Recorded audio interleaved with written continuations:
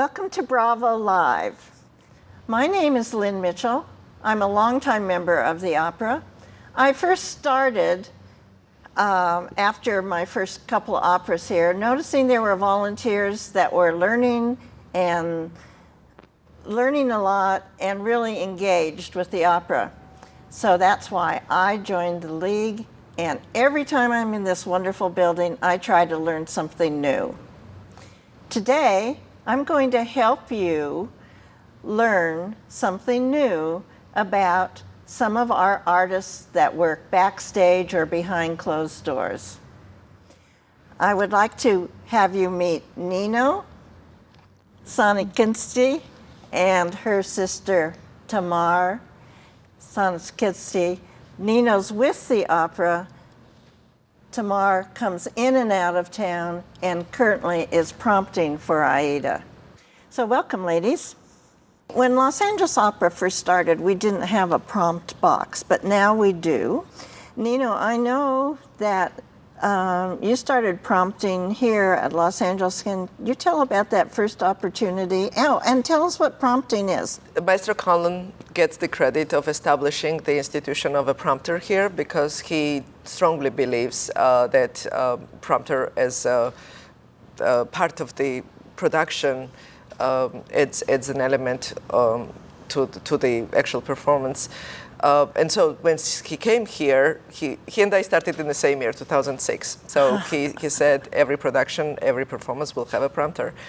And it was something, in some way, like between us opera pianists and opera coaches and everything, prompting is kind of like the crowning glory of it because you are almost a second conductor, or you are the intermediary between the singers and the conductor. Especially in the United States, the opera houses are so large that the spaces between singer and the conductor is very far away. So you help them to kind of communicate with each other. There are also times when singers are used to rehearsing with the piano. And piano sound is extremely compact. It's one instrument that can play chord, and it sounds like a chord, as you know. And then when they moved to the rehearsal with the orchestra, that chord will be split between the entire orchestra. It's strings and wings and brass and everything. So the chord sounds a little bit more dissipated. It sounds like rather than So, and it helps singers who are used to that compactness of the piano sound. It helps them kind of like to navigate their way. So in some way, as a prompter, of course, in a straight theater, prompter gives cues word-wise, but we do that, of course. We give cues in words, but also there is a lot of musical involvement that we help with. So we sit in that little box on stage. And where is this little box? The little box is right behind the woodwinds on the apron of stage.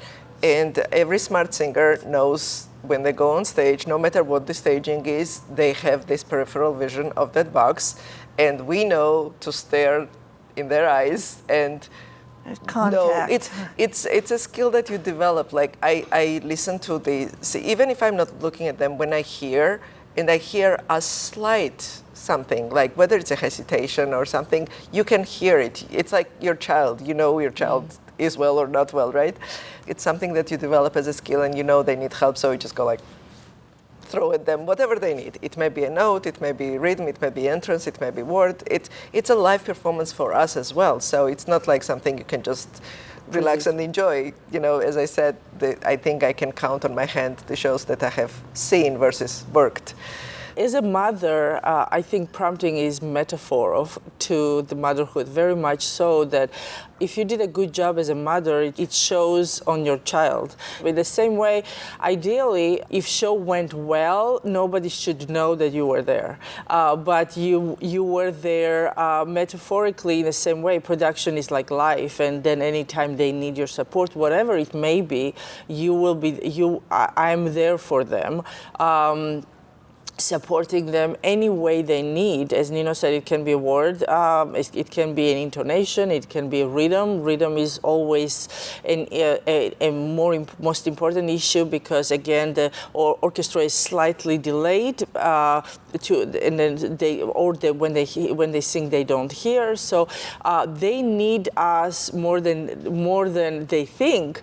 But ideally, show goes on without people who are on the other side of the prompt box do not know that we're there. So your back is to the audience. Yes, yeah. And your back is to the conductor. Yes, so there is a small box right center upstage. So we are right in the lip of the stage. So I'm parallel, Nino and I, we're parallel of conductor, and then we have two monitors that we can see maestro in the monitor, and we have sound monitor so we can hear orchestra clearly. So basically we are the mirror of the conductor. And then basically maestro has to navigate an ocean of instruments down there. So he has his hands full with them. So he devotes huge amount of his energy and attention to the stage, but he also has to take care of orchestra. We don't have to worry about orchestra, so our main and only focus is the stage.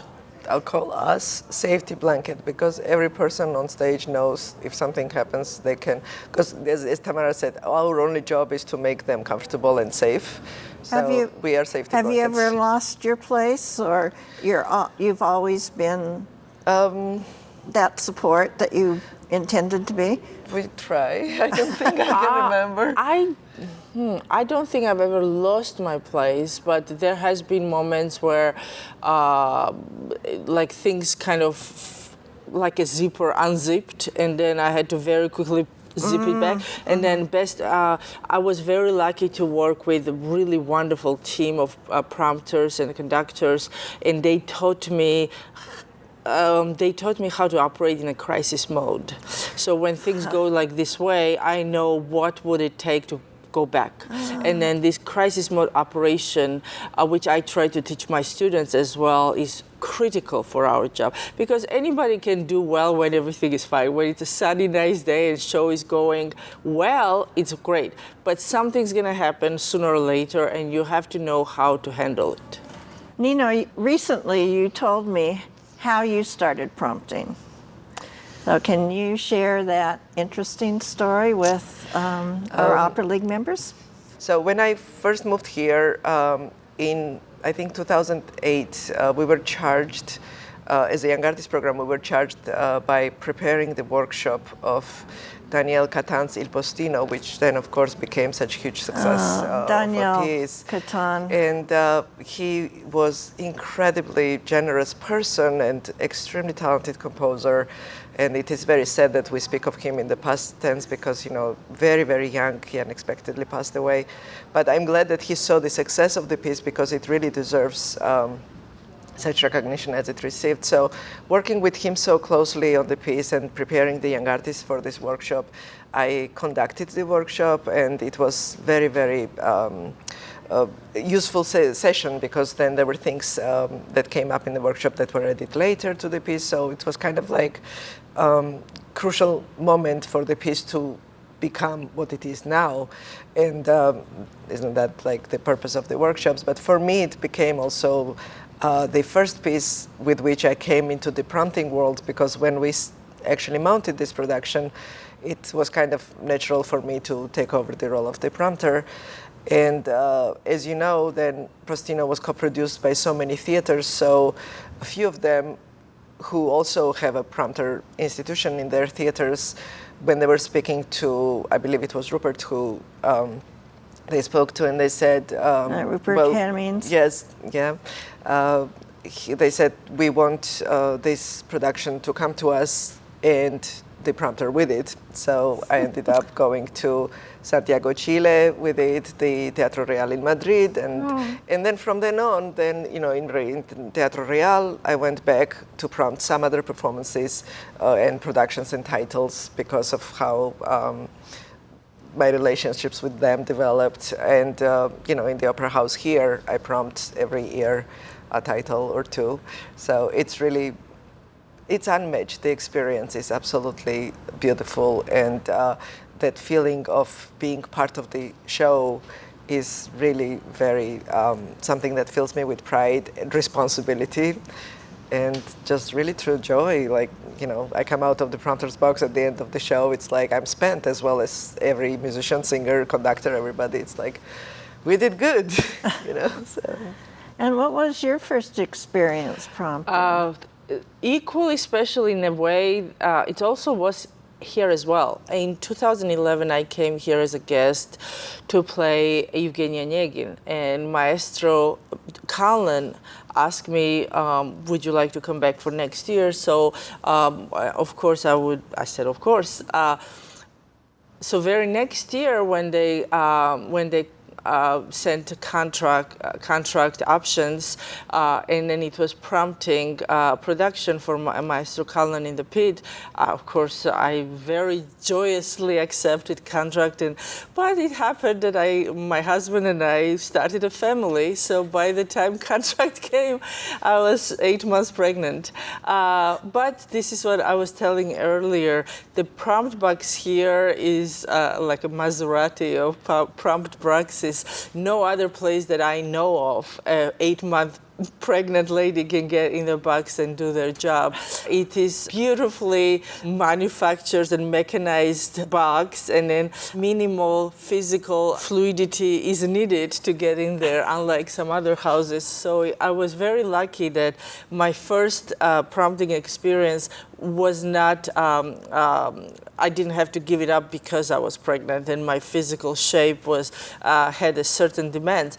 But it was really special, very special in the middle of, I remember Ana Maria Martinez was singing, and her very first entrance on the stage starts with the aria, and it's after the pretty lengthy prologue. And every time she would start singing, my baby would start fluttering. So that's a very special connection I have with Ana Maria, that my baby in my belly liked her voice even she came to this world. So that was very special, unforgettable experience. Some of us are light walkers for the opera, and we stand on the opera while the lighting director is adjusting the lights, and we look into the prompt box. It doesn't look like a Maserati. Well, it looks small to us. It has to be. I mean, there is only as big as it can be. I think the biggest prompter box I've had was in Oman. It was kind of like you could walk in and, you know, have a dinner. It was it was big, but because it didn't have any backing, it just had like these 3 walls that separated you from the orchestra, because it's helpful to be separated in the orchestra. And the wood building, of course, acoustically works around it. So you're sitting in the orchestra, but you cannot be like separating them. You cannot be on their way to them. So it has, they're only as big as it can be. And what we have here, I wish I found that video. There was video somebody took me of. There is a hydraulic mechanism, so when you climb in, you're on a certain level, and then you can bring yourself up as high as low. Not here, someplace else. No, here. We have it here. That's why it's Maserati. I did this like whole like Star Wars thing when I came up. There was no me, and all of a sudden I started rising up. You know, in rehearsals, there is so much seriousness going on and so much focus, and everybody's really, really, really lasered in on doing a great job. So when we have breaks, we just fool around and make funny things. That helps everyone, doesn't it? There was one time in Chile when I just got bored in the box, so I just climbed out and like looked out. So there's a picture of me over the box. There's my head. I've seen that picture, yes. Grant Gershon took that picture. Yeah. He is very proud of it. Yes. It was very funny. What I love also is because lots of directors now made peace that there will be a prompter's box on stage, and the way they deal with it is they almost often dress it so that it looks like part of production. Mm-hmm. And it's very cool. Like, for example, when I prompted Tosca, if you remember in second act, Scarpia collects all these artifacts, and he's like the big art collector. So the prompter's box was this like, the art box that had statue on top of it, or in I think it was Macbeth, I had big skull on top of the Oh, drum yes, box. Yeah. yes. And Yeah. you know, it always looks like part of the stage and part Yeah. of the set. So it's And the good. ring cycle Yeah. actually Ringside had Ravens. There were 2 ravens. prompters, Yes. and Yeah.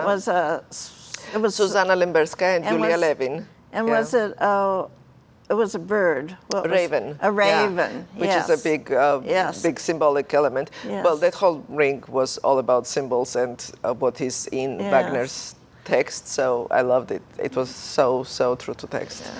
Yeah. Well, may I talk why I love prompting? Yes. First of all, I have my own ritual.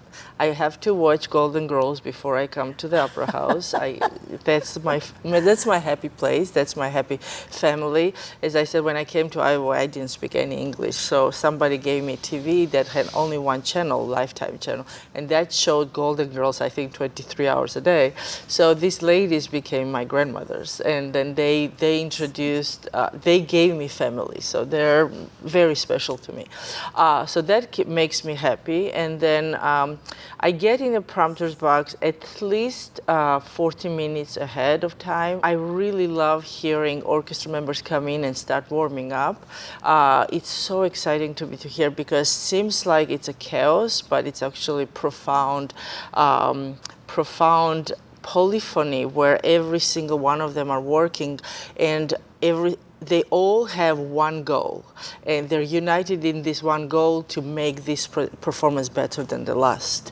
And their individual pursuit of perfection is just so exciting to hear. So from an outsider, it's just a chaos, right? Everybody's practicing warming up. no chaos. But if you listen, here's the oboe reviewing the Nile scene, and then here's the violin reviewing their stuff. It's just so exciting. It puts me in the very serene, focused way. And then to me, that's a big privilege to be able to hear it and kind of focus my head. And of course, when the show starts, and I often say I have the best seat in the house, I mean it, because why? Opera is a complete art form, right? So we have a voice, we have visual element, we have orchestra, we have everything, right? It's a art form that combines every other art form.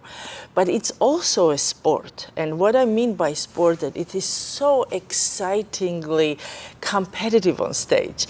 And then that makes opera so viscerally just amazing, like they're tearing each other apart, because what I mean is like somebody sings amazing phrase and then other one says like, wait, watch me sing this even better, and wait, watch me, and they inspire each other in this amazing ball of creativity, and they kind of empower each other and they compete with each other. If there's a great duet, there's nothing better when they really go after each other. It's like a sword fight with who can sing that better. Okay, you inspired me. This is so beautiful. Now I'm going to sing it even better. Now I'm going to. So it's the most exciting thing to witness, and no performance is same as the last one. So every performance is It's like you go into this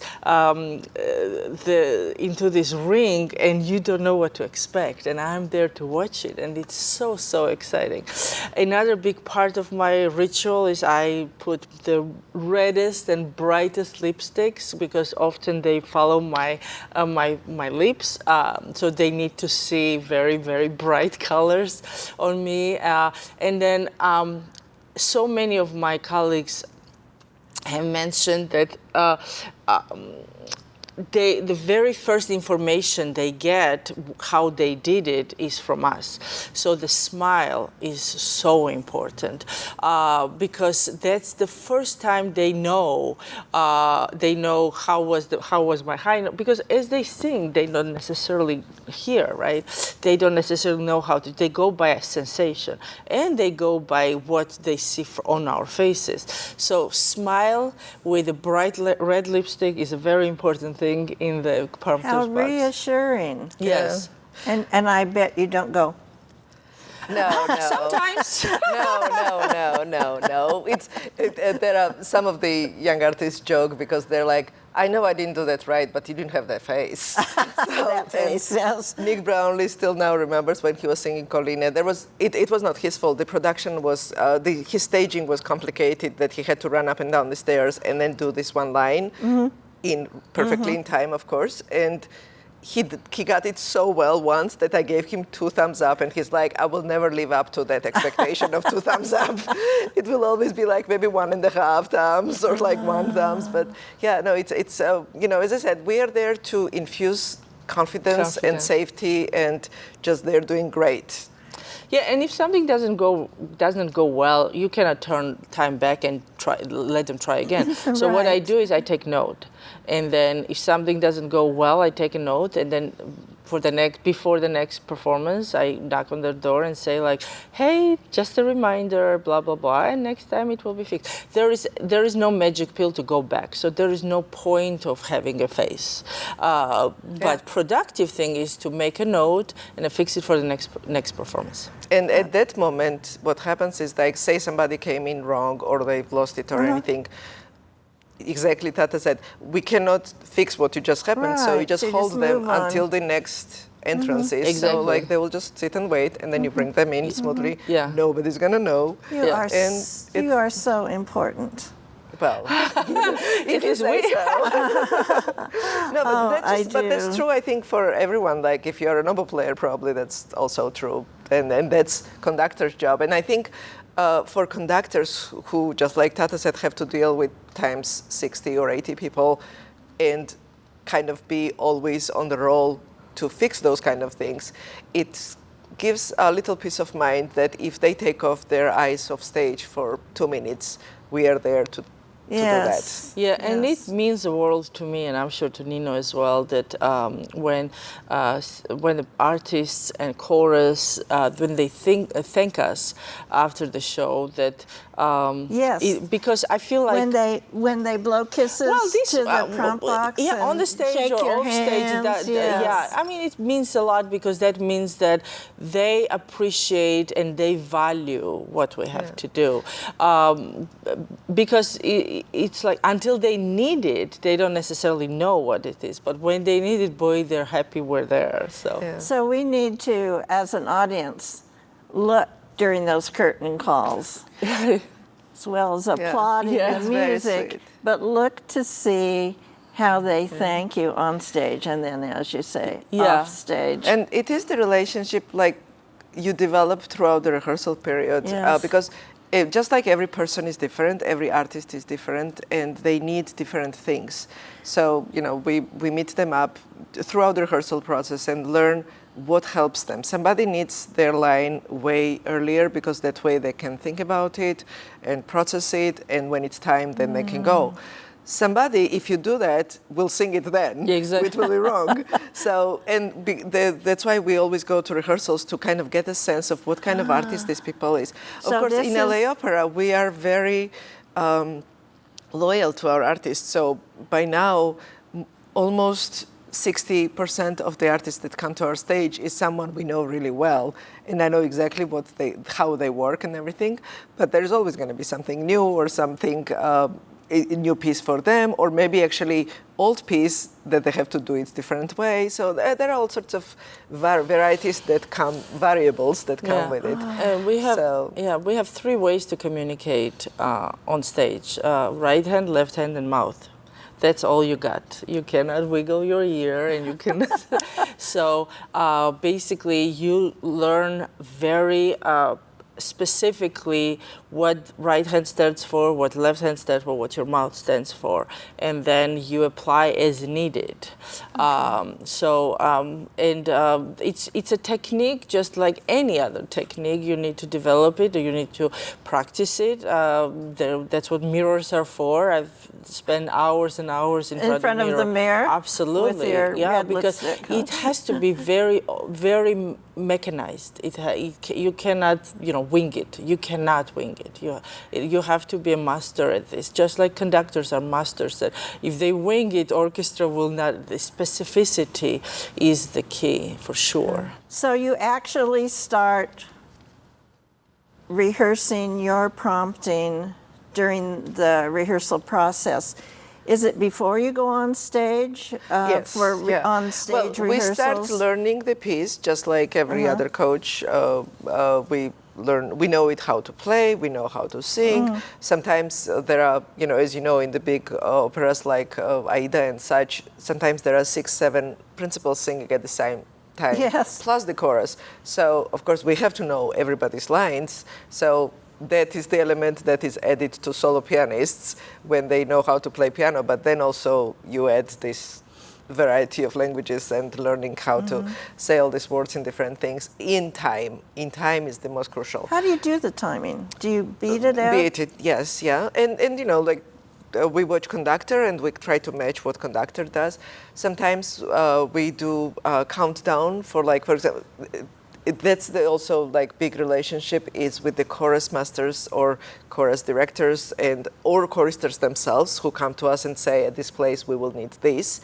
And there are times when they have been on stage so long, they're all incredible musicians. It's not about their musicianship, but maybe they're tasked with a bit of staging or fight choreography or something that is very easy to kind of not remember exactly when the entrance is. So more often than that, we will just do 4 bars left, 3 bars left, 2 bars left, 1 bar left, go. And and those kind of it's all about communication. In rehearsals, yes, to your question, before we go on stage, we rehearse in the rehearsal studios for about 2 weeks, and that's when most of the information comes in. What is needed, what is productive, what can be useful, what's not useful. Then when we move to stage, some of that gets more informed, some things go away, some things get added.